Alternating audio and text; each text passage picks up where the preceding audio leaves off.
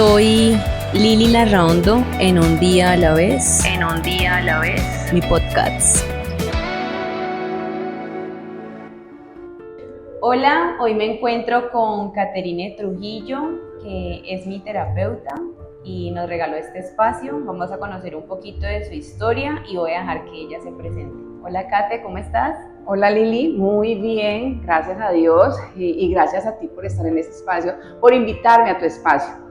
Siento que es un gran aporte para la humanidad, entonces estoy muy contenta de estar acá. Contémosle un poquito a las personas quién es Caterine y qué hace. Bueno, primero que todo, desde hace un tiempo vengo presentándome que soy hija de Dios, una gran creación de Dios en este plano terrenal. Soy mujer, soy madre, esposa, hija, hermana, amiga, terapeuta. Y mi nombre, con el cual me identifico acá en este plano, es Caterine Trujillo González, psicóloga de profesión y de un tiempo hacia acá, psicoterapeuta. Especialista en biorreprogramación, terapia regresiva reconstructiva y programación neurolingüística. Y también de duelo. Y también de duelo, porque la vida me trajo. Con esta historia van a conocer un poquito por qué me enfoqué mucho en el duelo y por qué acompaño los procesos terapéuticos cuando las personas están en ese caminar. Entonces vamos a contar un poquito de esa historia que cambió tu vida, y cuando dices que te enfocaste un poquito en el duelo, ya estabas en todo el tema holístico. Listo. Entonces cuéntanos un poquito. Ya estaba en esto, digo que mi vida cambió. Yo siempre cuando hablo de esta historia digo que mi corazón se partió en dos y realmente lo siento así. Yo ya era psicóloga de profesión cuando mi mamá falleció. ¿Cuántos años tenías? 33 años cuando mi mamá muere. Y ya era profesional. Ya no ejercía todavía así como estás ahora. 100% como lo estoy en este momento, pero ya tenía la información. Y igual siento que al partirse mi vida en dos y cambiar, porque yo digo que la muerte de un ser amado, y más cuando es la mamá, le cambia a uno muchísimas cosas. Cambia un 100% la vida, le da un giro de que uno dice, wow, como que ahora qué hago. ¿Qué va a pasar ahora sin esta persona tan importante? Y porque yo siempre decía, ¿qué va a pasar mi vida sin mi mamá? ¿Será que yo me muero también? ¿Será que para mí era un pilar fundamental? Mi mamá era la persona que me colaboraba con mi hija, era como la de confianza, la que estaba en mi casa, la que yo me iba a estudiar y yo quedaba muy tranquila porque mi hija quedaba con ella. Me colaboraba en mi casa también, entonces yo decía, y siempre fue como mi amiga, pues no mi confidente, porque no era más así, pero sí era mi amiga, era la que estaba ahí conmigo, la que estaba en los momentos buenos, en la que no estaba en los momentos no tan buenos, y realmente cuando llega ese momento inesperado, porque fue algo inesperado, mi mamá era una mujer súper sana, vital, era enérgica, era muy amiguera, entonces como que uno dice, ¿en qué momento pasó todo esto? Entonces, de ahí parte mi parte profesional, porque yo digo, ¿por qué me voy por el duelo? Porque cuando uno lo vive es muy diferente. Totalmente. Acompañar un proceso cuando uno tiene la vivencia es muy diferente, porque yo puedo tener la información y en la universidad se la dan a uno, pero uno dice, es que no sé cómo es. Pero el camino es el que te lleva realmente a saber qué estás precisamente transitando. Sí. Tenemos toda la información, pero cuando ya la vamos a aplicar, entonces, ¿esto cómo es? ¿Cómo funciona? No, y que asusta. Sí. Y que asusta mucho porque yo teniendo la información, mi hija empieza a cambiar. Cuando mi hija tenía 6 años y medio, cuando fallece mi mamá, y yo digo, bueno, yo tengo la información, pero yo no quiero hacer el proceso porque yo también estoy sintiendo el mismo dolor. Entonces, como que, ¿será que la embarro si yo la acompaño? Entonces, busco ayuda de otra persona, de otro profesional. Que buscar ayuda es muy importante, ¿no? Sí, porque yo decía, yo no puedo ayudar a mi hija porque yo también estoy pasando por el mismo dolor y yo no sé cómo ayudarla, teniendo yo la información. Y yo dije, no, voy a buscar ayuda. pero pues realmente mi colega, que nunca supo que yo era psicóloga, no me gustó cómo hizo el proceso de acompañamiento. Veía que mi hija, en vez de avanzar, como retrocedía, y dije, no, venga para acá, vamos a hacer el duelo las dos estamos en ese mismo proceso. Yo lo haré a mi manera.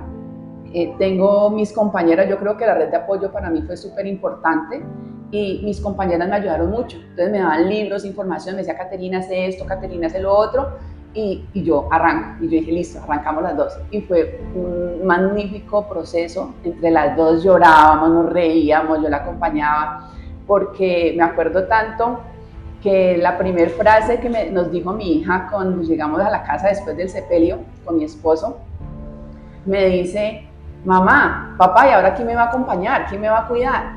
Una niña de que apenas iba para 7 años. ¡Wow! Eso me dobló el corazón, y yo dije, Dios, las lágrimas se me salieron, y mi esposo le dijo, tranquila, hija, nosotros somos los adultos, nosotros sabemos qué vamos a hacer, entonces vamos a solucionar todo, no te preocupes. Pero yo decía, es verdad, o sea, ella ya empezó su proceso desde ese momento, porque dijo, ya no está. Pero yo también estaba en ese mismo proceso. Y que ahí, claro, o sea, ustedes iban a solucionar quién la va a acompañar, pero no hay cómo solucionar el vacío que le va a quedar a ella, porque es que era su abuela. Sí. Entonces podemos buscarle otra persona que la acompañe, pero no le vamos a buscar a su abuela. Exacto, y lo más duro era porque yo le decía, mi hija estuvo todo el tiempo con mi mamá. O sea, desde el vientre, yo creo, estaba dentro de mí, pero mi mamá estuvo ahí. Mi mamá fue la que nos acompañó a las ecografías, mi mamá fue la que escuchó su corazón, mi mamá fue la que la cuidó desde que nació, porque María Fernanda nace y yo estaba en la universidad, yo nunca paré en la universidad. Entonces, a los 15 días de haber nacido, yo ya entraba otra vez a otro semestre. Entonces, ni siquiera en lactancia, yo llegué y yo entraba, iba así, y mi mamá era la que estaba con ella. Entonces mi mamá era como su segunda mamá, digámoslo así. Sí, un rol muy significativo en su vida, a pesar de que apenas iba a cumplir 7 años, pero de hecho marcó la parte más importante de la vida. Sí, y yo digo que en esta historia, y cuando tú me haces la invitación, yo digo, bueno, no va a ser una sola historia, van a ser 2 historias, porque marcó un principio y un final de mi vida, pero también de la vida de mi hija. Hoy mi hija ya tiene 15 años y mi hija recuerda a su abuela siempre. Incluso yo no sé si era por la invitación y porque yo pensé cuando tú me hiciste pues como que ven, me ayudas, te invito a participar en un día a la vez. Yo dije, perfecto, aquí es para que muchas otras personas conozcan de lo que es un duelo, de lo que es una pérdida, de que todas las pérdidas no son iguales. Y ayer me soñé con mi mamá. Y yo decía, ay no, Dios, como que las cosas, yo no sé, son como perfectas o no, bueno, no sé. Ahí pasan muchas cosas y yo decía, bueno, Lili, ¿será que me conecto otra vez? Porque hace mucho tiempo no soñaba con ella. Ay, qué bonito. Sí. ¿Y María Fernanda ahora qué hace? María Fernanda está en 10º grado. Es una adolescente extraordinaria, no es porque sea mi hija, sino que María Fernanda es inteligente, súper independiente, trabajadora, emprendedora. Las personas que la conocen, y ejemplo, mi grupo más cercano, mis amigas, dicen, María Fernanda tiene mucho de voz, tiene como un alma vieja y tiene como unas cositas, y ella habla mucho de su abuela, la recuerda mucho, dice que su abuela es un pilar para ella también, y que los grandes aprendizajes que tiene ella hoy en día como mujer y como adolescente vienen también de mi mamá. Qué bonito. Sí. Entonces, ¿de dónde empieza todo esto y en qué momento pierdo a mi mamá? Mi mamá, como lo mencioné al principio, era vital, saludable, enérgica. ¿Cuántos años tenía tu mamá? Mi mamá tenía 66 años cumplidos. Estaba joven. 66 años cumplidos, y yendo para mi casa faltaba 1,5 cuadras para llegar a mi casa. Un 10 de diciembre del 2015, mi mamá es arrollada porque el domicilio se pasa un pare. No hace un pare y ella la arrolla en el Parque Los Guaduales. Faltaba 1,5 cuadras para llegar a mi casa. Y todo cambia cuando me suena el teléfono. Yo ya estaba lista para salir, esperándola a ella, y me dice, me llama a mi domicilio de confianza y me dice, mija, véngase que su mamá se asientó. Y yo decía, ¿cómo que véngase que su mamá se asientó? Si yo, pues, ¿en dónde? Y él solamente me decía eso, me llamó una primera vez y yo pues me alarmo, me colocó así, yo decía, pero yo aquí tengo a la niña, ¿con quién la dejo? No puedo salir. Empiezo a llamar a mi familia y le digo yo, venga, mi mamá se asiento, pero no sé en dónde. Y me están llamando que me vaya, pero yo no sé para dónde pegar. Ya todos empiezan a alarmarse, mi familia vive en el corregimiento Mondomo, en la vereda de la Agustina. Entonces ya todos como que, bueno, ¿qué pasó? El domicilio vuelve y me llama, don Héctor se llama, que es muy allegado a mí. Me dice, mija, véngase que su mamá se asientó, pero él no me decía, véngase para dónde, él no me decía, llegue a tal parte o esto, sino que véngase que su mamá se asientó. Y yo decía, pero ¿para dónde? Yo no puedo irme porque la niña la tengo sola. Salgo como una loca a gritar a mis vecinas que por favor se quedaran con María Fernanda y no aparecía ninguna vecina. Ay, no. No me contestaba ni la vecina del lado ni la vecina del frente. Y yo decía, Dios, ¿por qué? Entonces mi papá estaba de viaje, estaba trabajando en el Putumayo. Llamo a mi papá y le digo, papá, mi mamá se asientó y no sé en dónde, o sea, no sé qué hacer. Entonces él me dice, no, pues no te preocupes, espérate, relájate. Todos me llamaban y era, pero ¿qué pasó? ¿En dónde está? ¿Qué hacemos? Yo no, necesito que vengan a quedarse con la niña para yo poder salir. Y tú ni siquiera sabías para dónde ibas. Claro, yo no sabía. Cuando me llegan al lado y me dicen, llegan y ya empezó a llegar la gente. Entonces ya, vete que ya, llamo a mi esposo y le digo, mándame a alguien del local para que se venga a quedar con María Fernanda porque mi mamá se asientó. Él me dijo, no te preocupes, ya vamos.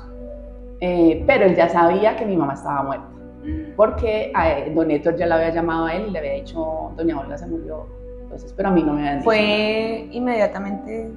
Pues yo creo porque mi mamá tuvo una lesión en el pulmón. Tuvo 3 costillas fracturadas y una costilla le hizo una lesión al pulmón. Tuvo una fractura de fémur expuesta. Pues yo creo que fue como de una. Cuando mi mamá llegó, yo y ya iba saliendo y yo decía, pero ¿para dónde pego? ¿Para dónde voy? Yo no soy capaz de manejar la moto, ¿yo qué hago? Llegan unas personas en una moto y me dicen, súbase, nosotros la llevamos. Yo dije, ¿cómo que súbase? ¿Para dónde? Si yo no sé quiénes son ni para dónde me van a llevar, súbase. Yo me subí llorando cuando veo la montonera allá abajo y dije, ¿qué pasó? O sea, ¿para dónde? O sea, era cerca a tu casa. Sí. Cuando decías, ¿era que faltaba una cuadra, tu mamá vivía con ustedes? No, mi mamá me acompañaba todos los iba para días. tu casa. Ella iba para mi casa a recibir pues, quedarse con mi hija mientras que yo trabajaba. Y cuando veo la montonera y digo, wow, o sea, ¿qué fue? ¿Qué pasó? Claro, la moto para ahí, me dejan ahí, en toda la esquina del Parque Los Baduales, y digo, pero ¿cómo así? Y yo veo la montonera, mi esposo ya estaba parado ahí, él me ve y él estaba llorando. Y yo dije, no, pues ahí se acabó mi vida, o sea, ahí fue algo que yo digo, temblaba, yo no sabía qué hacer, yo me quería acercar, la policía no me dejó acercar. Ya empezó a llegar mi familia, yo decía, pero ¿cómo llegaron tan rápido si yo vine desde Mondomo? Entonces todo fue como así, ya empezaron a llegar mi familia, ya empezaron a llegar mis conocidos, mi grupo de amigos terapeutas que son psicólogos también, empezaron a llegar muchísima gente. Entonces, al yo ver a mi mamá ahí tirada, yo dije, no, pero pues yo no lo puedo dejar así porque toda la gente preguntaba qué pasó, que yo decía, pero yo tampoco no sé qué pasó. Pero entonces a tu mamá no hubo un momento en el que la llevaron al hospital ni nada, sino que cuando tú llegaste ella ya estaba ahí, ya estaba muerta. Ella ya estaba muerta. Yo salgo como loca, que es que a buscar para mi casa corriendo, que a buscar una sábana para taparla porque pues, que no quería que la vieran así. Incluso un vecino antes de llegar me dice, ¿qué necesitas? ¿Vas para tu casa? Y yo sí. Y me dice, ¿vas por una sábana? Y yo sí. Entonces me dijo, no, tranquila, ven, yo te regalo una. Y me regaló una, y yo decía, pero tanta gente por acá y en vez de hacer algo. Entonces ahí aprendí que yo digo, a veces la gente no coloca como, se coloca en los zapatos de los demás y siente como ese dolor, como que venga, pues ella en ese momento que va a salir para la casa a correr. Entonces ahí uno empieza a aprender muchas cosas. Yo digo que como terapeuta empiezo a mover mucha información dentro, a sensibilizarme, a ser más empática, a colocarme en los zapatos de los demás también. Pero tenía que vivir yo esa historia para entender y comprender realmente de dónde depende todo y cómo puede hacer un buen acompañamiento. Sí. Ahí ya mi familia, pues no comprendíamos, no entendíamos. Mi primo hermano, es enfermero de profesión. Él sí llegó y mandó a los policías y llegó a tocarle los signos. Él fue que me dijo que la habían reanimado porque él sí le vio los parchecitos, se le habían colocado. Me dijo, no, Caterina, yo creo que a Olga le hicieron reanimación. Yo le dije, pues no sé porque cuando yo llegué ya estaba ahí. No sabía que se había, yo sabía que ella venía en el domicilio porque ahí estaba la moto, pero yo no sabía que un carro los había arrollado. Yo no sabía, luego me di cuenta, fue como a los días, después, como que vea que tiene que ir a la fiscalía, que vea que tiene que hacer eso, que vea. Y yo decía, pero ¿cómo así? O sea, ¿qué pasó?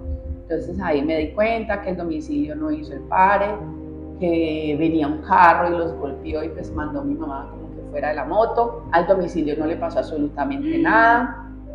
A él sí lo llevaron al hospital, pero ya empieza como una parte de que para toda la familia empezó un gran dolor, una gran pérdida, y uno dice, ¿aquí qué vamos a hacer? La familia por parte de mi papá fue un apoyo gigante. Yo digo que mi familia somos muy unidos, somos pocos pero muy unidos. Para todos significó un dolor diferente. Claro, sí. Todos. Empezando que mi papá estaba lejos, mi papá ya lo llamé y le dije, no, mi mamá está muerta. Entonces ya mi papá venirse, esperarlo a que llegara, esperar el proceso legal, yo digo que eso es lo más incómodo. Todas esas cosas como que la parte legal es como una incomodidad y es como una falta de respeto hacia la familia también. Porque la policía que no podía moverse hasta que no hicieran el croquis, hasta que no llegara como que los del STI para que la hicieran el levantamiento, el que la llevaran a la estación de policías, que porque hasta que no hubiera no sé qué papeles no podía irse para la funeraria. Claro, el protocolo que tienen. O sea, es una cosa horrible, es una cosa que yo digo, uy, pero ¿por qué? ¿Por qué la gente o la ley o eso dice, listo, pues hay que hacer como toda la documentación y toda la parte legal, pero las personas también están sufriendo? Entonces el accidente de mi mamá fue antes de las 7 de la mañana y iba a ser mediodía y estábamos todavía en la estación de policía. O sea, es algo que uno dice, wow, tocó que llegar y como que mover influencias, que de la funeraria, decirle, no, venga, ayúdenos porque no la quieren entregar. Entonces ya dijeron, no, venga, entonces vamos a hablar con el alcalde, vamos a interponer cosas porque pues realmente no puede pasar una persona que mire el accidente de la hora que fue y la hora que no le han entregado el cuerpo. Sí, es bastante incómodo también toda esa situación. Es muy, muy incómodo. Es algo que yo digo, deberíamos ir aprendiendo a medida que van pasando las cosas, ir agilizar el proceso, pensar en el dolor de los demás. Pensar que no solamente es la parte legal, sino que se viene después, el encargarse de la parte funeraria, como del proceso del velorio, del funeral. Todas esas cosas gastan mucha energía y lo quiebran a uno demasiado. Entonces yo era única hija viva de mi mamá, entonces pues la que se encargaba era yo. Mi papá no estaba, mientras que mi papá llegaba en la noche, entonces ¿quién se encargaba? Pues, cuando dices hija única, ¿tuviste hermanos de mi ya mamá fallecieron? Mi mamá tuvo un segundo embarazo después, a los 2 años de mi vida, pero mi hermano muere cuando está naciendo. Ya. Entonces yo creo que ese fue mi primer encuentro con la muerte, no lo recuerdo, pero en todo mi proceso profesional me doy cuenta de que un duelo destapa los otros duelos. Entonces yo creo que mi primer encuentro con la muerte, el de mi hermano, así no tenga la información como en la parte consciente. El segundo encuentro con la muerte fue la muerte de mi abuela paterna. Tenía yo más o menos como 5 años, medio me alcanzo a acordar de cositas, pero no de mucho. Mi tercer encuentro con la muerte fue el de una prima a sus 8 años de edad, muere por una leucemia después de padecer un gran tiempo y de verla sufrir. En ese ya me acuerdo porque yo tenía más o menos entre 10 y 11 años y pues la muerte más significativa, la de mi mamá. Tu mamá. Que ya yo creo que me destapó el resto de duelos que tenía ahí estancados y que pronto no los recordaba, pero ahí yo ya hago contacto directamente con lo que es la muerte, que es hace parte de la vida, pero que no nos lo enseñan, o sea, que no hablan de ella, que siempre es, no hables de la muerte, ¿por qué hablar de la muerte? Sí. Porque no, eso se queda calladito, eso porque a los otros les duele. Y que lo que te decía ayer en terapia, que era muchas veces nuestros amigos o las personas cercanas no nos quieren hablar o no nos quieren preguntar cómo te sientes por no de pronto leer. Yo la verdad no digo estoy bien, o si digo estoy bien, pero estoy triste, ¿sí? Porque tampoco digo estoy mal, no, yo no siento que esté mal, pues que me voy a morir, porque a veces pensamos, es que si se muere X persona de mi familia, yo siento que me voy a morir con esa persona. Es lo que pensamos muchas veces, uno no se muere, pero realmente, pues sí, hay una tristeza que no se va a ir de un momento a otro. Pero te decía que en ese acompañamiento es tan importante que sí le hablen a uno de esa persona, que sí le pregunten a uno de esa persona, y a veces si no sabemos qué decir, simplemente acompañar. O sea, aquí estoy, te acompaño y ya, pero la gente quiere como evitar porque no quiere que uno llore, porque no quiere que uno esté triste, porque uno no recuerde, si es que nosotros vamos a recordar, siempre usted me pregunte o no me pregunte. Entonces el acompañamiento es súper importante. Y antes de que me olvide, ahora cuando hablábamos del tema legal, yo pienso que hay una barrera, porque sí, o sea, decimos cuando pasamos por ese momento como el que pasaste tú, entonces como ¿por qué no es un poquito más ágil? Pero resulta que si de pronto los encargados de todo este tema lo hacen un poquito más ágil, o por así decirlo más fácil para los demás, y se omite algo y luego quieren entrar a una investigación y todo, pues también es otro tema, ¿sí? Sí. Claro, o sea, está el dolor y queremos ya que nos la entreguen y esto, pero pues creo que lo hacen también por eso, aunque no estoy diciendo que lo hagan perfecto, pero creería que esa también es una forma de ellos decir, espere porque luego vamos a tener una investigación y no, resulta que es que lo entregamos y faltó esto y sí, tantas cosas que pueden pasar. Entonces también es como entender esa parte. En ese momento no lo entendemos, porque de verdad que pasan tantas cosas que uno dice, o sea, uno siente impotencia.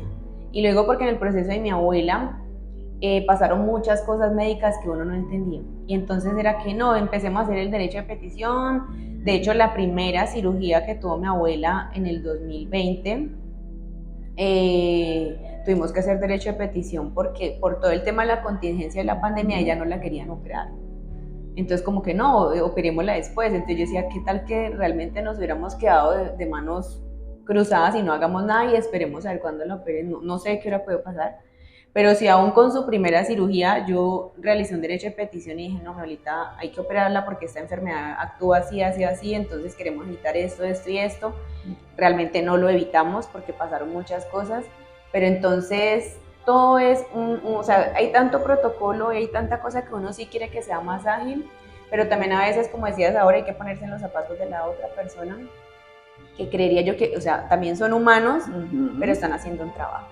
Sí, eso lo aprende uno como en el pasar del tiempo y de acuerdo a las experiencias. Yo digo que, pero tampoco le solucionan nada.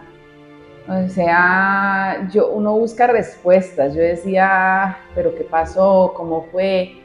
A los días de haber ya pasado el sepelio, fue el chofer del domicilio a mi casa. Entonces él llega y me dice, no, es que yo quiero pedirte perdón y yo quiero hablar con tu familia. Yo le dije, mira, tranquilo que yo no siento nada, porque la verdad nunca sentí ni odio, nunca sentí fue tu culpa, fue descuido. Yo también pues yo también manejo y yo también digo, una vez se le pasan las cosas y uno se vuelve confiado.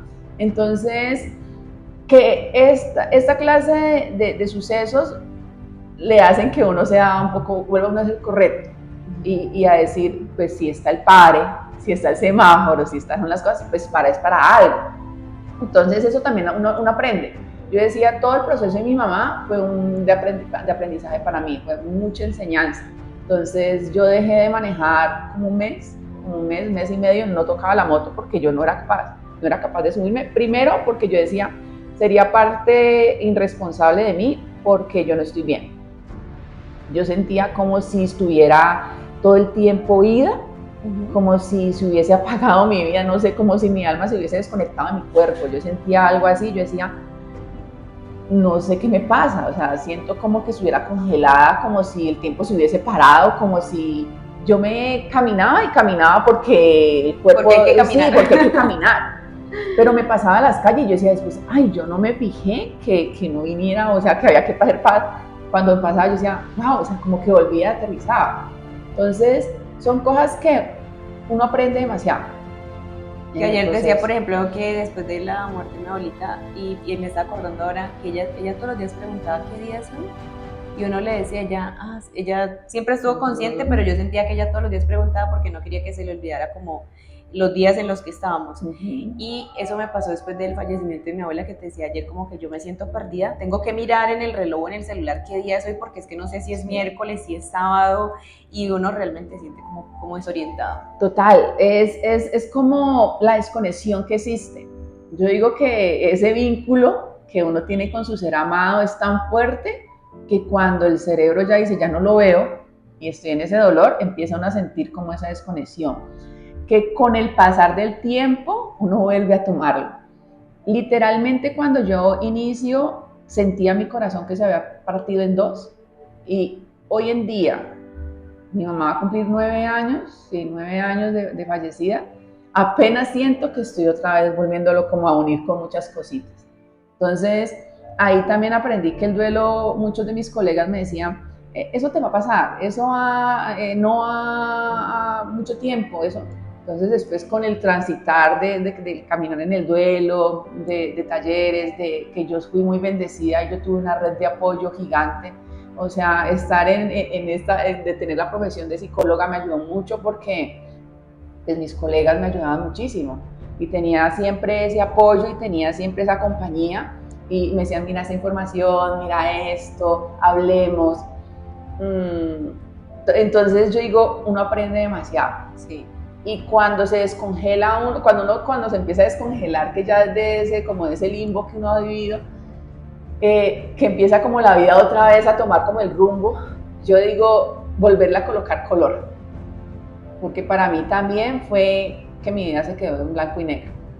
Sí. Yo decía, ¿y ahora qué hago? ¿Y ahora para dónde pego? Y ahora yo no quería ir a la casa, no podía pasar por donde fue el accidente, yo dejé pasar como muchos meses.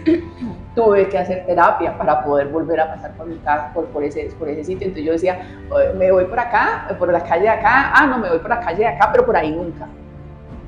Entonces, hacer todo ese proceso, yo decía, wow, o sea, es muy difícil, muy difícil. Hoy en día ya paso por ahí, después de la que hice mi terapia, ya paso por ahí. La que me hizo el acompañamiento fue magnífica porque llevarme desde mi momento de terapia a ese lugar y empezar a hacer ese proceso y llegar paso por paso. Cuando inicio a pasar, yo digo, bueno, ya voy pasando, ya voy mejorando. Ya paso y ya no siento ese dolor, ya no siento como esa nostalgia y como ese vacío. Ya miro, antes pasaba de moto y pasaba rapidito. Ahora ya paso caminando y ya es diferente. Pero siempre hago un ritual, siempre que paso por el lugar donde fue el accidente, siempre hago una oración, siempre. Si yo paso 1000 veces por ese sitio, yo 1000 veces hago oración. Entonces me conecta cada vez con mi mamá y me ayuda muchísimo. A sanar también, porque pues la sanación es diaria, en todo momento. Sí, es de un caminar, por eso uno dice, inicia un caminar el duelo. Para mí, yo siempre lo recomiendo, buscar acompañamiento, tener una buena red de apoyo. Yo fui muy bendecida porque yo iba a iniciar ya con bioreprogramación, con mi certificación de bioreprogramación. Yo ya había pagado, yo en octubre había pagado la inscripción y mi mamá muere en diciembre. Y cuando ya pasó como todo el proceso, el sepelio, de todas las cosas, ya llegué y me acuerdo y yo dije, ay, ¿verdad que yo arrancaba en marzo con esto y ahora yo qué voy a hacer? Yo no sigo porque pues, mi mamá era la que me cuidaba, María Fernanda, entonces yo no voy a seguir. Pero después pensé, y ahí aprendo que cuando uno está en duelo no se toman decisiones. Porque yo dije, al principio dije, ya no sigo, así pierde el dinero, yo no voy a viajar, no quiero. Pero después cuando ya habían pasado los días y el mes, los meses, ya dije, no, Caterine, sí. Y mi esposo, gran apoyo para mí también, o sea, uy, es que la red de apoyo es muy importante. Sí, sí, la verdad, sí. Muy importante. Ayer te decía, o sea, tener esas amigas, los familiares, la pareja, las personas que lo acompañan a uno en ese momento, es muy valioso, pero también quienes te acompañan después. Porque hay personas que están solamente en ese momento en el que sucede todo, y yo lo valoro, pero quien se queda después, quien te sigue preguntando cómo estás, dormiste bien, comiste, uno también eso lo valora muchísimo, y a veces te recuerdan cosas que pronto olvidas, como tú ahorita no quisiera que estuvieras así, es tu proceso, vívelo, permítete llorar, que era lo que en algún momento me escribiste, y eso sí lo tuve claro desde el primer momento y creo que desde antes. En todo el proceso, mientras mi abuela atravesaba esa enfermedad, pues cada vez se iba colocando más difícil porque mi abuela sufrió.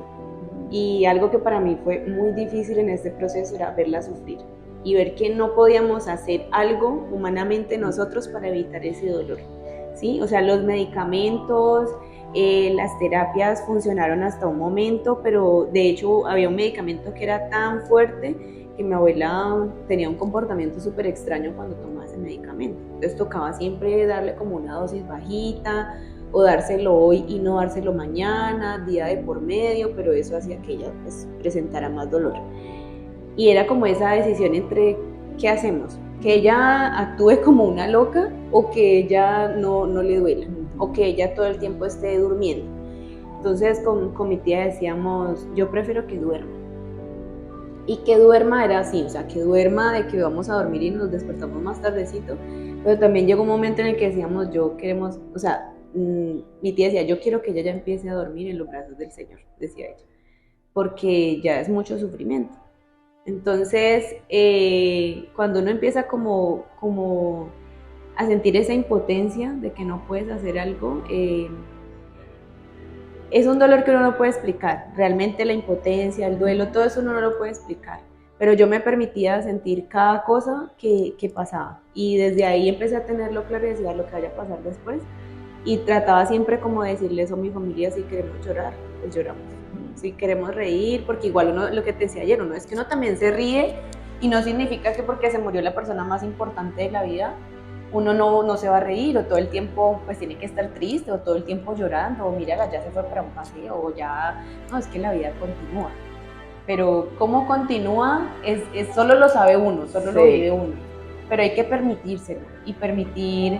Yo aprendí algo muy, muy bonito en todo este proceso y lo he aplicado mucho desde que estamos pues como en este tema de la terapia, de gestionar las emociones, que es tan valioso uno aprender a gestionar su emoción y a saber que llega un momento en el que ya no puede seguir allí, continúa. Hay que moverse.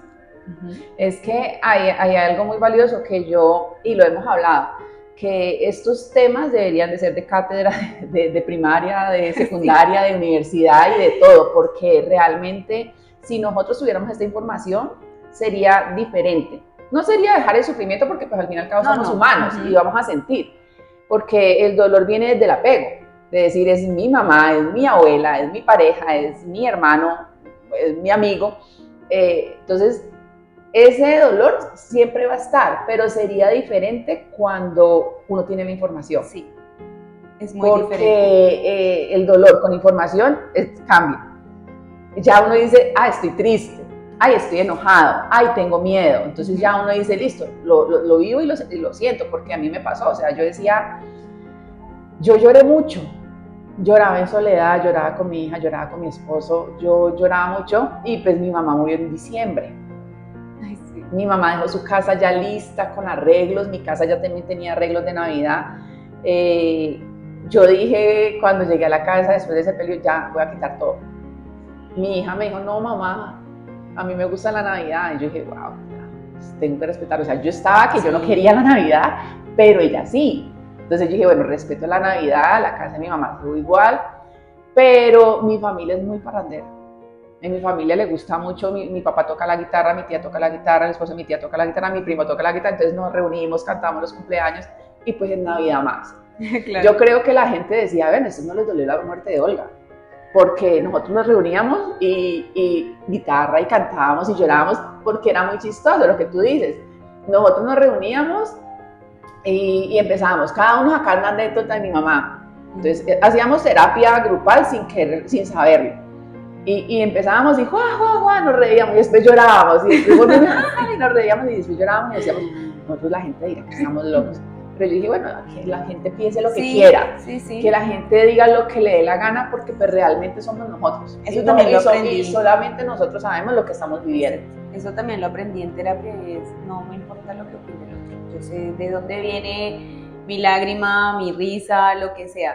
Pero es que la sociedad nos enseñó que si se muere alguien, pues es como que tú te tienes que morir con esa persona y morirse es estar triste, negro y dejar de salir, dejar de celebrar. Yo tengo una amiga que falleció su papá y a los meses ella cumplía años, entonces ella dijo, yo no voy a celebrar mis cumpleaños. Y yo le dije, con todo el cariño y obviamente respeto, quien se murió fue tu papá, no tú.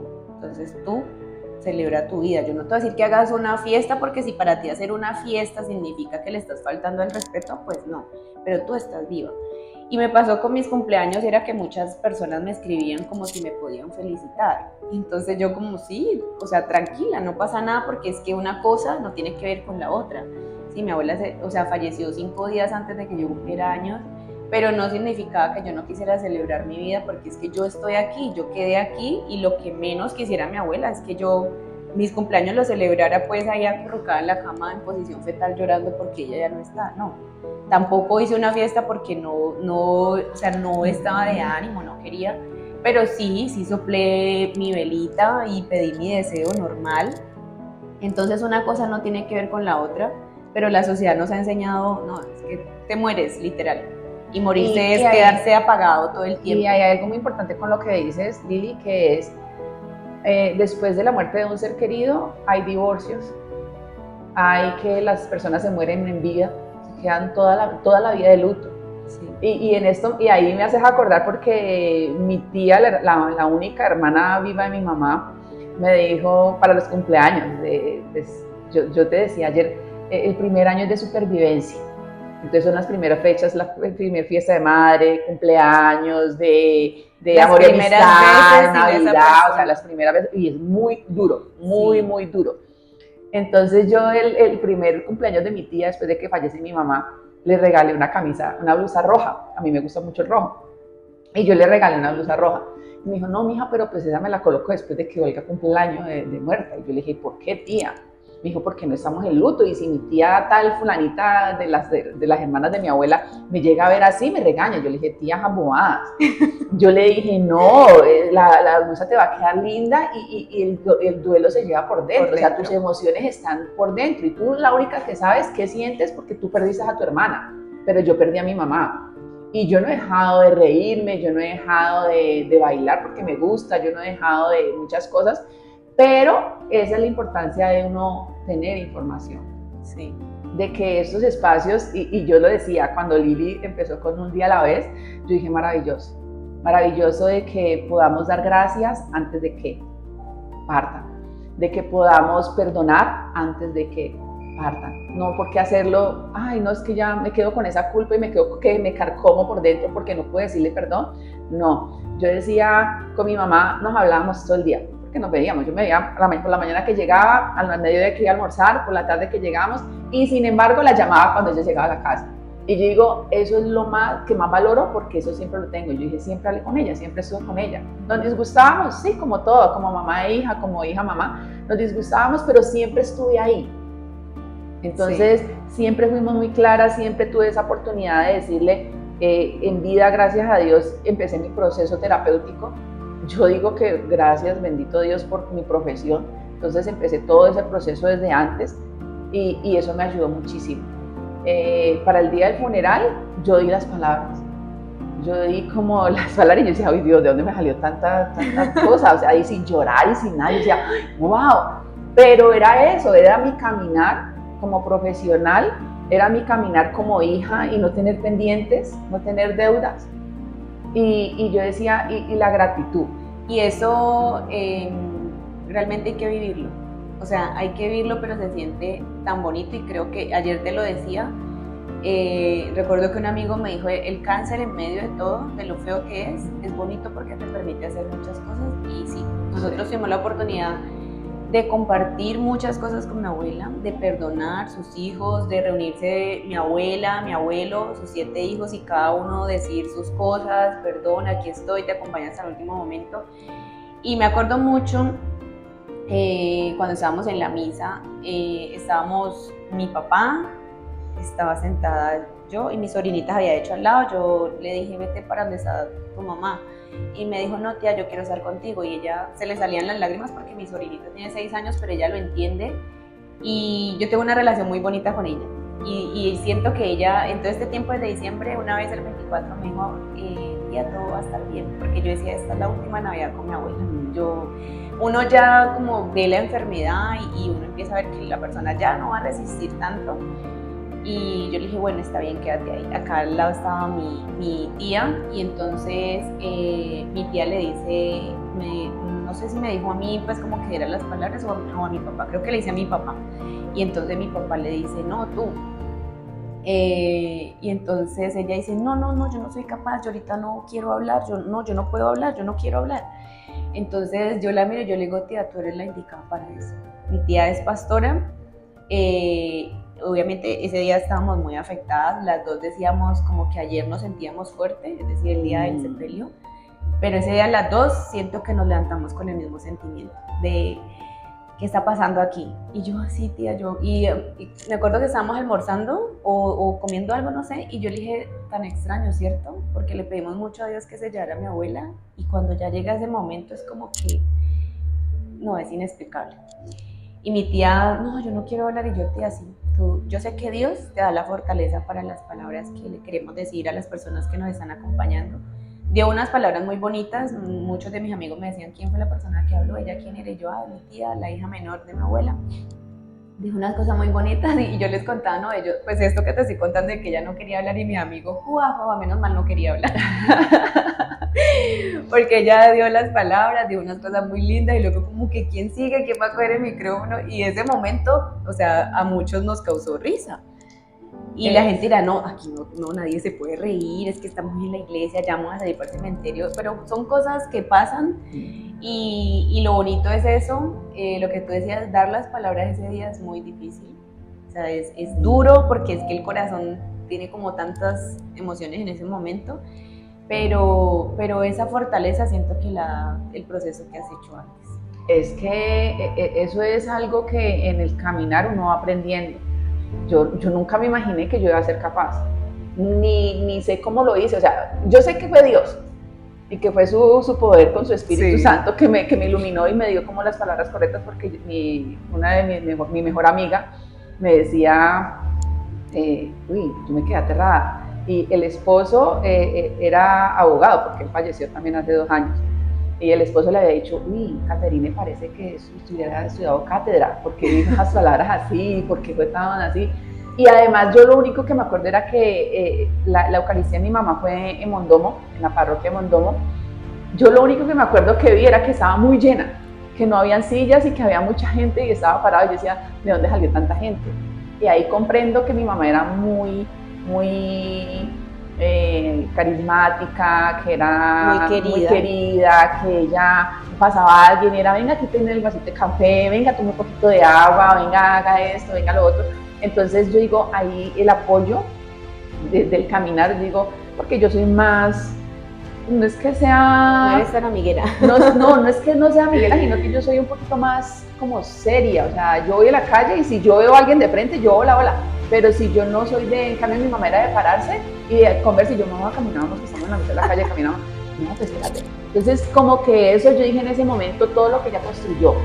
Y eso me empieza a enseñar que todas las personas no son iguales, que todos los duelos no son iguales. Mira, tu historia es el proceso de enfermedad de abuela, en vida, todo lo que ella vivió, el dolor. Pero mi mamá, aparte, son 2 historias que nos unen por el dolor. Sí. Nos une como por lo que estamos sintiendo, por ese vacío, pero que fueron 2 historias totalmente distintas. Diferentes. Entonces, abuela sufrió, abuela enferma, que el médico, que venga, que lleve. Y mi mamá fue de un momento a otro, no hubo enfermedad, no hubo nada, pero se desapareció de un momento a otro, partió, trascendió, como que si mi cerebro hiciera el proceso. Entonces, pero que como humanos sentimos ese dolor, que como humanos tenemos esa que nos comparte. Y cuando yo me di cuenta de tu abuela y de la enfermedad, y cuando yo estaba como en el proceso del hecho de muerte, yo decía, Lili debe estar sintiendo eso, porque yo ya lo sentí. Entonces ya sé que es que uno diga, uy, siento un vacío en el estómago y en el pecho y un nudo en la garganta, que uno dice, wow, ¿de dónde viene toda esta sensación? Y que no sé qué hacer. Entonces, todo eso como nos va uniendo, y que todo esto me ha enseñado a que, depende cómo sea la muerte, nos lleva a un mismo sentir. Sí. Y que ese camino para mí es muy importante, porque hoy veo la muerte de una forma muy distinta. De una forma diferente.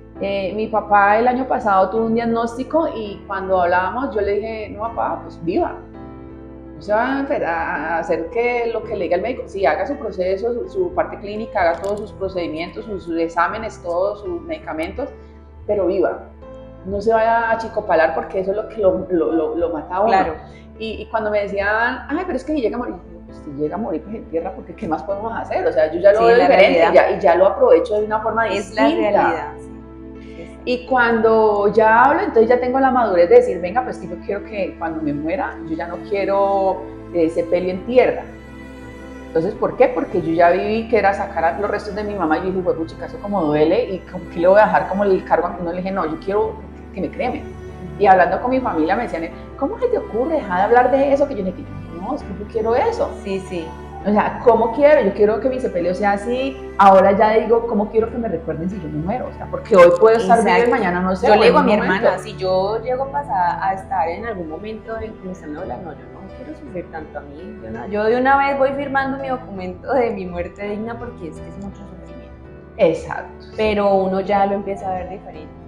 Y algo que no quiero olvidar, y es que lo decías ahora, el dar en vida. No hay muerto malo, ¿no? Hay una frase que dice que no hay muerto malo. Entonces, cuando alguien se muere, todo el mundo lo quería y era bueno, y no somos tan buenos. O sea, y es que mucha gente no nos quiere y no pasa nada, por alguna razón. Si le hicimos algo, si no nos perdonó, lo que sea, no nos quiere y ya no pasa nada.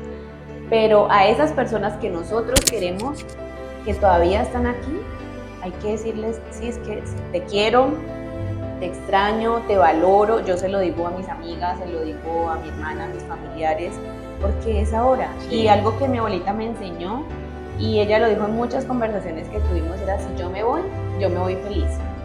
Y hay un día muy puntual, me habla todavía, hacía todas sus cosas, fue el año pasado, creo que más o menos como en septiembre. Yo tenía una competencia, mi abuela todavía, ella caminaba, hacía sus cosas, pero ella ya estaba entrando en esa parte muy delicada, y los médicos dijeron, ella no puede ir a Cartagena a acompañar de su competencia porque ella no lo va a resistir. Yo se lo pregunté a un primo también que es médico, y le dije, mira, mi abuelita, ¿será que ella puede ir? Y no sé qué, pues Cartagena hace calor, la competencia era mi primera competencia de esas, y yo no sabía cuánto tiempo me iba a demorar. Mi abuela ya estaba pues en su radio, y todo eso representaba unos cambios en ella, y mi primo dijo, no, yo creo que no es lo conveniente. Y ese día ella estaba muy triste, porque ella dijo, a mí cómo me va a coger esta enfermedad así, y entonces yo ya no voy a poder viajar, y yo no puedo ir a verte, no sé qué. Y le dije, abuelita, bueno, habrán otros momentos, yo te envío un video, qué sé yo.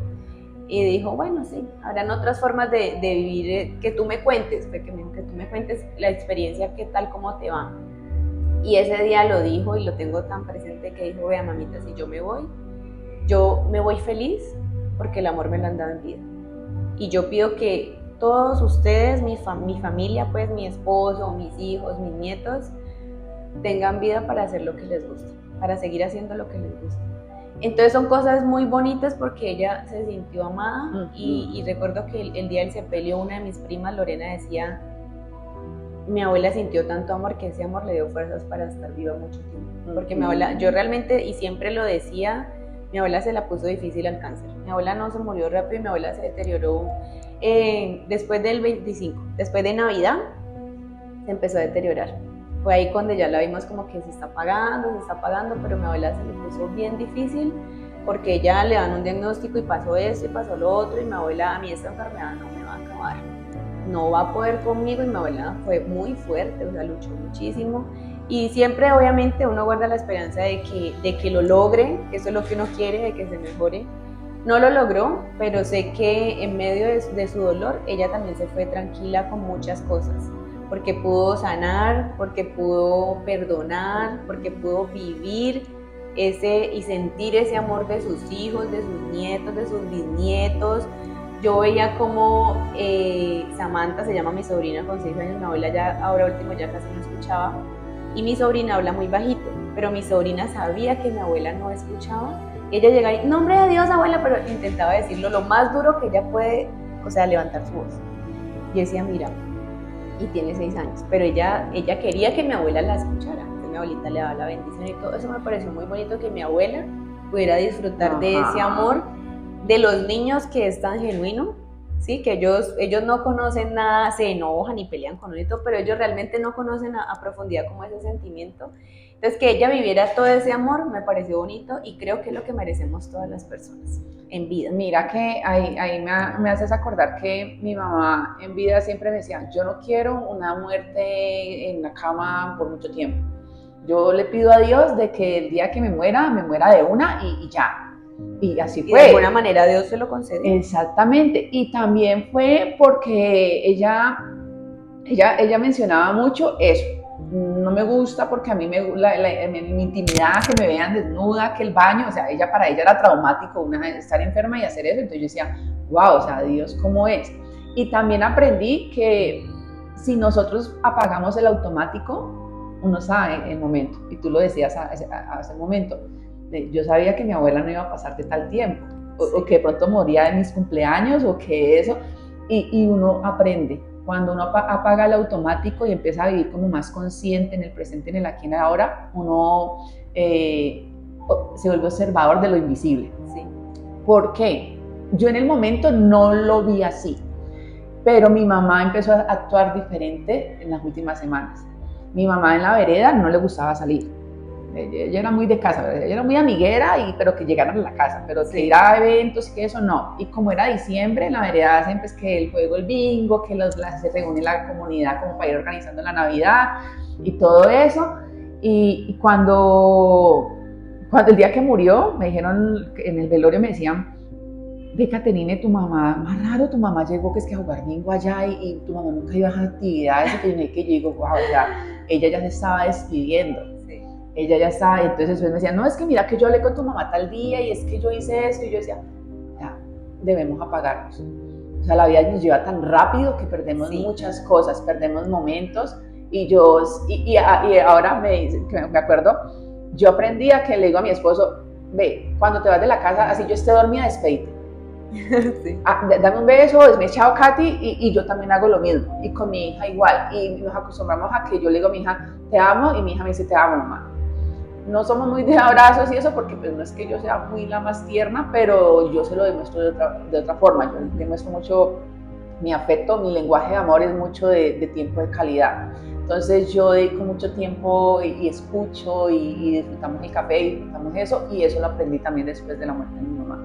Aprendí a vivir más consciente, a sentir mis emociones, a compartir, a cómo quiero que me recuerden después de muerta. Sí. Y haciendo este ejercicio, después de no estar en este plano, y un día le decía a mi mejor amiga, ve, vos cómo me vas a recordar después de que me muera. Entonces se reía y me decía, tan boba. Y yo le digo, yo sí, ¿cómo me vas a recordar? Me dice, no, que vamos en la motico y que tu saquito así, y que nosotros nos morimos de la risa. Y yo, entonces son cosas que hablamos, y que con mi hermana mayor, que es hija por parte de mi papá, nos disfrutamos este tema también ahora hablando, que a veces nos da los lloraderos y lloramos porque ella no era hija de mi mamá, pero me dice, yo quería mucho a Olga, y para mis sobrinos esa era como la abuela también, y mi mamá muy alcahueta.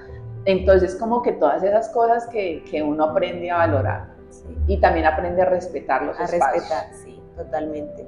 Y yo he aprendido mucho sobre la empatía, que me parece que es algo que se ha perdido muchísimo y que hay que intentar rescatarlo. porque y realmente la empatía ya luego se vive, es cuando tú lo decías ayer, cuando uno ya atraviesa ese momento, que tiene idea, los dolores son diferentes, pero tiene idea cómo se puede sentir, lo que tú decías ahora, cuando yo publicaba y todo el tema de Marita, que igual ya te había contado el año pasado, en algún momento dijiste que el cáncer, digamos, dependiendo la zona donde dé, que es algo de lo que me gustaría hablar en otro episodio, que Kate tiene como información de que dependiendo de en qué zona está, podemos saber, digamos, ese resentimiento, o ese enojo, o esa ira, de dónde viene, ¿sí? De acuerdo como a la zona donde esté localizado. Y yo decía... Me olvidé. ¿Qué iba a decir? Estabas en lo de que, pues baja a, que de acuerdo como el momento. Ah, lo de la empatía. Ajá. Lo de la empatía. Que entonces los dolores son diferentes, pero cuando tú ya lo vives, hoy que yo pierdo a un ser querido tan importante en mi vida, es que entiendo cómo se puede sentir Kate cuando perdió a su mamá, cómo se pudo sentir mi amiga Vero cuando perdió a su papá. Entonces en alguna ocasión yo estaba hablando con Angie, una de mis amigas, y estamos hablando pues de un tema de salud que yo tengo, y ella decía, no hablemos de eso. Y yo, amiga, es que la muerte es una realidad. Y no podemos seguir evitando hablar de ella porque es que hace parte. Y por ese evitar hablar de la muerte es que cuando llega la muerte a tu vida es tan difícil llevarlo. Siempre va a ser difícil porque hoy yo digo, esto va a ser difícil por mucho tiempo, y te lo decía ayer cuando dije, no estoy bien, y me refiero pues como a ese momento que te decía, yo pensé que no iba a sentir enojo, pero identifiqué que estaba enojada, o sea, ya hoy puedo identificar mis emociones, pero también identificar como que tengo que levantar la mano porque yo ya no puedo ser mi propia terapia de por más de que lea y por más de que sé y por más de que lo intento y he aprendido y lo aplico, pues también hay un momento en el que hay que levantar la mano y decir necesito ayuda. Entonces todo eso te lo enseña el caminar por todas esas situaciones que uno no quiere pasar, pero que la vida te va a llevar a pasar por todas ellas. Y rescatar realmente la empatía y no tener como ese miedo de hablar de la muerte. Hay que hablar de la muerte porque nos va a llegar, de qué forma no sabemos, y le va a llegar a las personas que acompañamos. Entonces Exacto. Es fundamental como aprender eso, siempre va a doler. Y mira que ahí retomo cuando yo elijo seguir con mi certificación, porque era viajar cada mes y medio a Medellín durante un año. Y cuando empiezo a hacer todo ese proceso, o sea, para mí fue algo mágico porque yo dije, wow, o sea, yo necesitaba estar en ese momento. Yo necesitaba estar con ese grupo de personas. Yo necesitaba conocer a mi maestra en ese momento, a mi grupo de compañeras. Y porque dando la casualidad y como las diosidencias, digo yo, dos personas de acá también arrancaron allá y yo no las conocía. Cuando nos encontramos allá en la presentación, yo soy de Santander de Quilichao, ay, yo también, y eran dos psicólogas.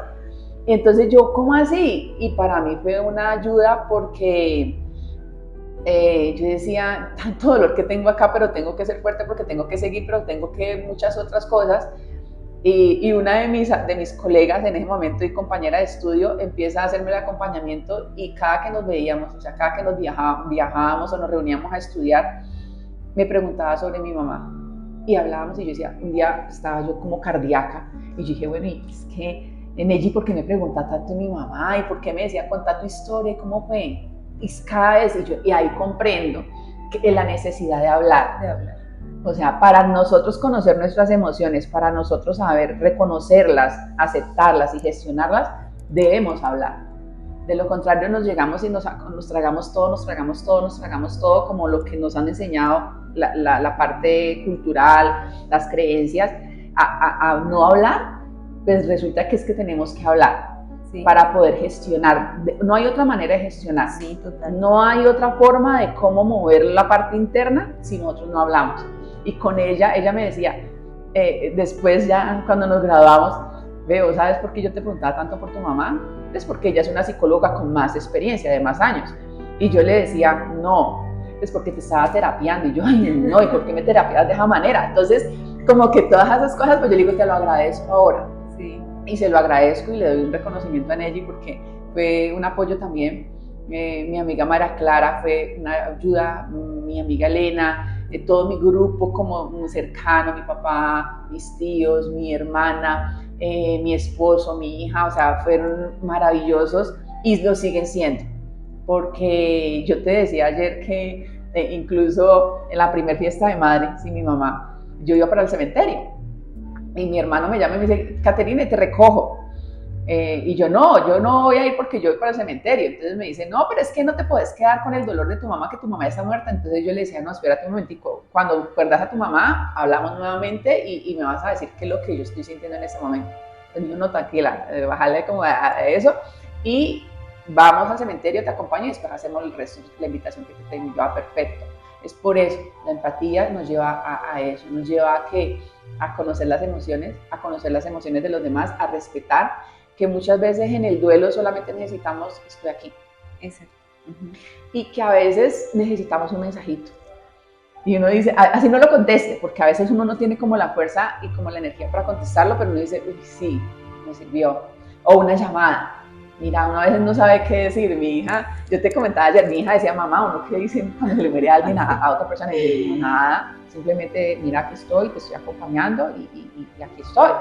Entonces, porque yo le decía, no vas a decir lo siento, porque a veces uno no está sintiendo lo que la otra persona está sintiendo y da como jartera y da como enojo, pero es el acompañamiento, es tener como esa humanidad, esa sensibilidad de acompañar con un pañuelo. Sí. De que a veces no dicen, no llores. No, mira, aquí está tu pañuelo, llora. Yo por lo menos soy una de las que yo no gasto tanto pañuelo, porque yo cuando empiezan a llorar las consultas y todo, yo no doy mucho pañuelo. Pues porque lo que necesita uno es llorar. Yo digo que no hay nada mejor que una terapia que después de uno llorar. Yo cuando ya tengo muchos mocos es que cojo el pañuelo.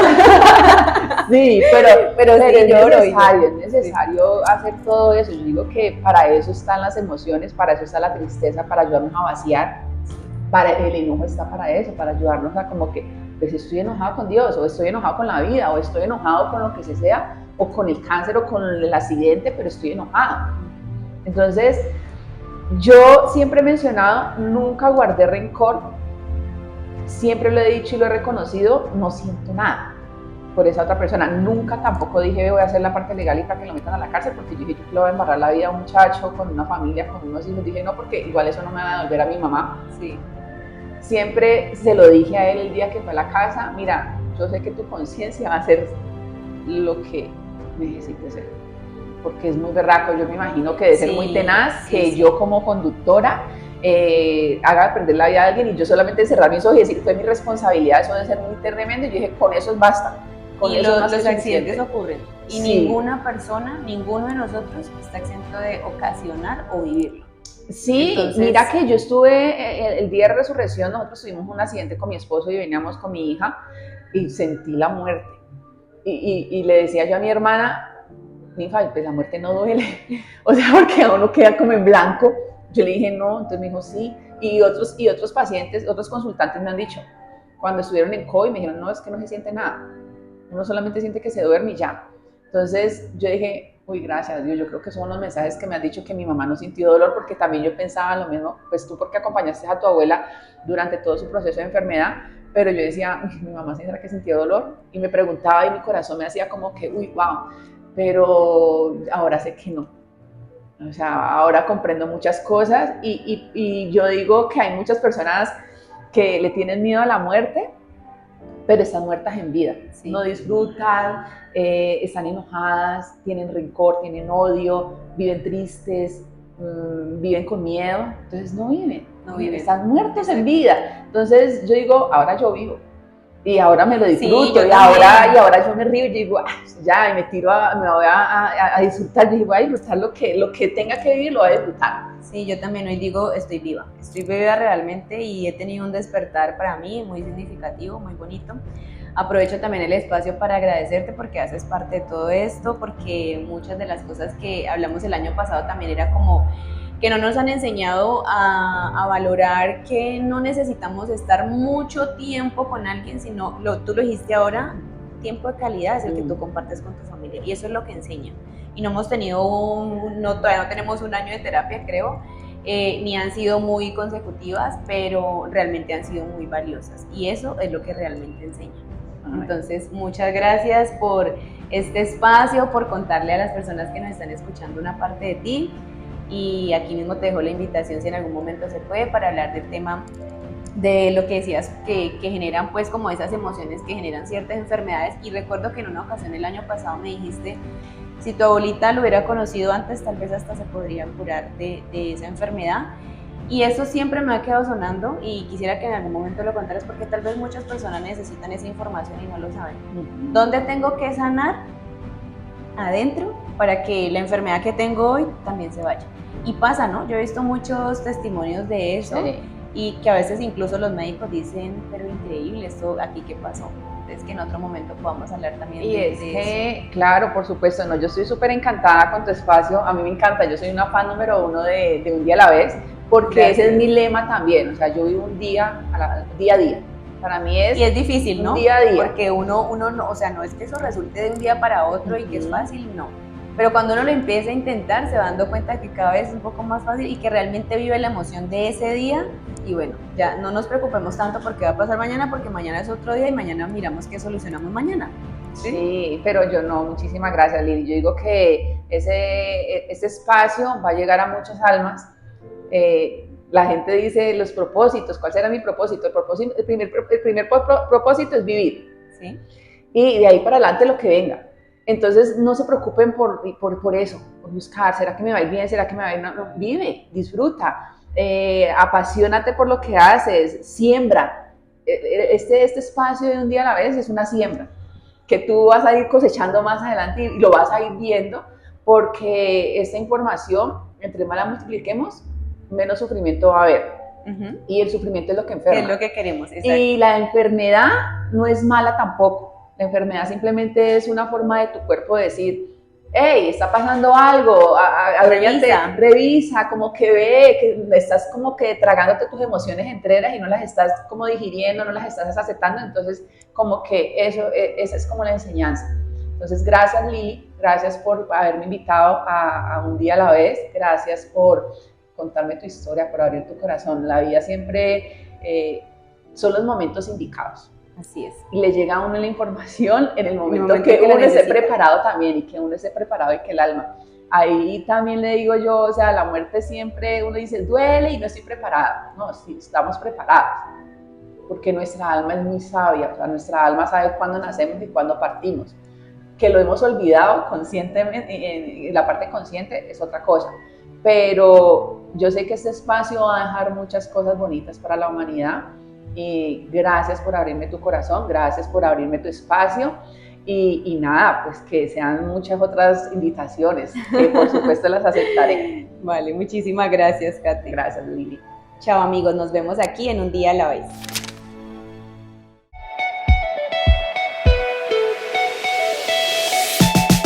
Soy Lili Larraondo en Un Día a la Vez. En Un Día a la Vez. Mi podcast.